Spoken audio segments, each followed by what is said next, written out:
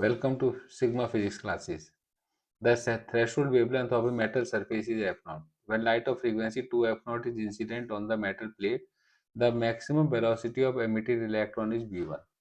When frequency of incident radiation is 5f0, then maximum velocity of electron is v2. Find the ratio of v1 and v2.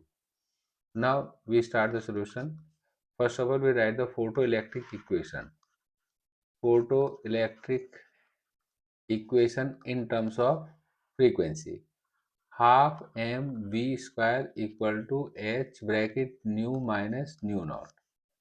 Now given nu equal to 2f naught and nu naught equal to f naught and v equal to v1.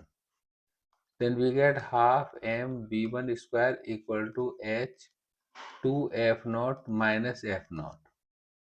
Half m v1 square equal to h f naught. Equation first. Now in second case the frequency is 5f0.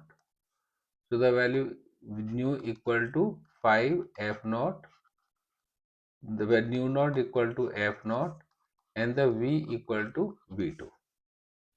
So we get half m v2 square equal to h 5f0 minus f0. Half m v2 square equal to h into 4f0. Means half m v2 square equal to 4h f naught. This is the equation second. Now to find the ratio, divide equation first by second.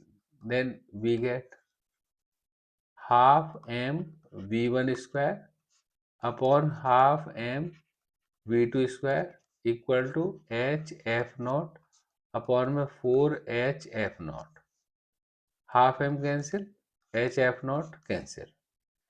So we get v1 square upon v2 square equal to 1 upon 4. Now square root of both sides. So v1 upon v2 equal to 1 upon 2. The ratio of velocity of the emitted electron is 1 is to 2. So 1 ratio 2 is the answer. If you have any problem, then write in comment box. And this is the most important question for the board point of view. Thank you.